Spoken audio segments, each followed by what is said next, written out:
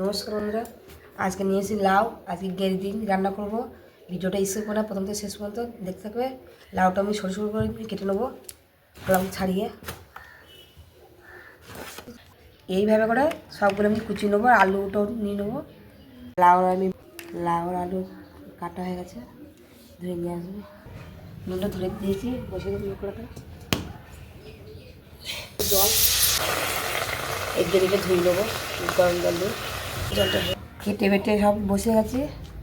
কড়াতে দিয়ে দেবো তেল, কড়াতে দিয়ে দেবো শুকনো লঙ্কা আর তেজপাতা, পাঁচফোড়ন দিয়ে দেবো, পেঁয়াজ দিয়ে দেবো, কাঁচা লঙ্কা আর রসুন দিয়ে দেবো, গেরিগুলো দিয়ে দেবো,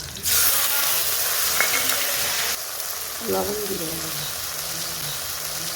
হলুদ গুঁড়ো অল্প দিয়ে দেবো, আদা দিয়ে দেবো, টমেটো কুচি দিয়ে দেবো, জিরে দিয়ে দেবো, কাশ্মীরি পাউডার দিয়ে দেবো।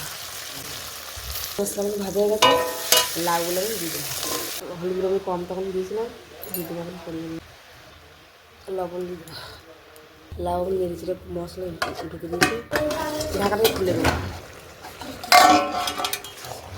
তারপরে সিদ্ধ হয়ে গেছে, লাউয়ের জন্য লাউ সিদ্ধ হয়ে গেছে। পরে জলটা পুরো নেড়ে দেবো, চিনি একটু দিয়ে দেবো, স্বাদ হবে। নামিয়ে দেবো। এই দেখো বন্ধুরা, কত সুন্দর হয়েছে। লাইক করে দিও, সাবস্ক্রাইব করে দিও, ফলো করে দিও, শেয়ার করে দিও।